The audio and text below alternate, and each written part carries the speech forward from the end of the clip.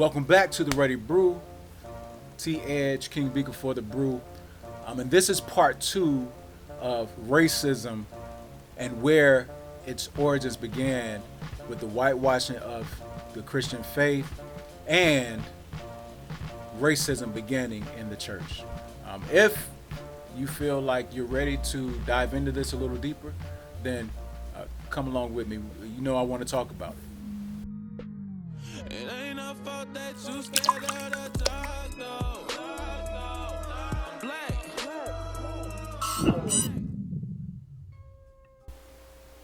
So again, Constantine rose to power, and it was Constantine who decided that the Christians should definitely be separate from the Jews. He went on to establish the kingdom, his own kingdom. As his children came of age, he divvied out rulership to them in their respective areas. Constantine was a very devout Christian. Let's not be fooled here. Constantine was very much a Christian. He was very Catholic. He was very adamant about the faith. Now, the West decided that they wanted to also have a say in the church. At this time, the leadership of the popery split up, and you had a fight between the West and the East. These two factions began to rule, or should I say to co-rule, and there was a period of time where there were two popes in the reign. As time progressed even further, you had the Reformation that came about, and the Reformation pretty much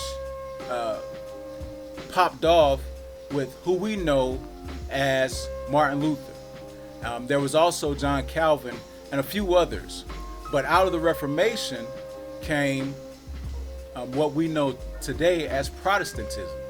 So if we trace the steps, it was the Eastern Orthodox who split with the West and formed the Roman Catholic Church. So the Eastern Orthodox and the Roman Catholic Church are one.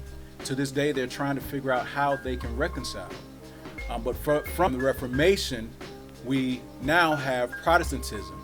And with Protestantism, we have all the different denominations that we practice today in America and in other parts of Europe, or should I say the West. So where did racism arise? Where did racism come from?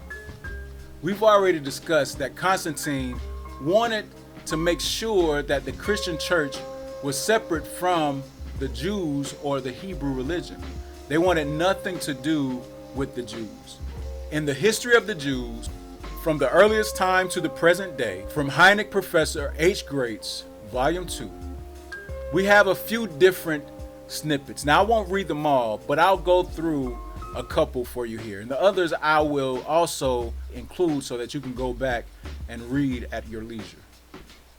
So on page 512, we have written that there was a region known as Machusa, also called Machusa Malka, from the King's Canal, which flows in approximately to the Tigris, was situated on an eminence and was fortified with two strong walls and a moat. In this area, for the Parthian and Persian rulers, it was nevertheless entirely inhabited by Jews, and of an Amora expressed his surprise that the gates of this fortress were not provided with prescribed mezuzahs. So the Jews still existed in Babylon. So don't let people tell you that the Jews, when Ezra came to rebuild Jerusalem, that the Jews left Babylon. No, these groups continued in these places. On page 514, at the bottom, it says the Resh Galutha was the supreme judge of the Jewish communities. The princes, referring to the princes of captivity, were also entrusted with the police of the cities, the control of weights and measures, and inspection of canals and guardianship of public safety, to all of which various charges they appointed their own officers. Everything took a turn with Constantine for the Jews. In this reading on page 568, it says, the Emperor Constantine, who had aggrandized the church and laid the dominion of the earth at her feet, had at the same time given her the doubtful blessing, by the sword shalt thou live. He had originally placed Judaism as a religion on an equal footing with the other forms of worship existing in the Roman Empire. For before adopting the Christian faith and determining above all things to put a stop to religious persecutions throughout his dominion, Constantine had published a sort of edict of tolerance, wherein he had commanded that every man should enjoy the right of professing any religion without thereby becoming an outlaw. The Jews were likewise included in the act of toleration, and their patriarchs, elders, and the principals of schools and synagogues enjoyed the same privileges. But later, it says the rule was established that the members of the synagogue who dedicated themselves to the law, the patriarchs, priests, and other religious officials should be relieved from all municipal and other onerous offices. Taking as models the constitution of the Roman priesthood and the Christian system of bishops, the Patriarch of Judea was regarded as the chief of all Jews in the Roman Empire. Constantine's impartial justice, however, lasted but a short time. The more Christianity inserted its influence over him, the more did he affect intolerance of the religion, which, forgetful of its origin, entertained as passionate a hatred of Judaism and its adherents as heathenism. An imperial edict was published to the effect that the Jews were no longer allowed to make converts under penalties for the latter as well as for the former.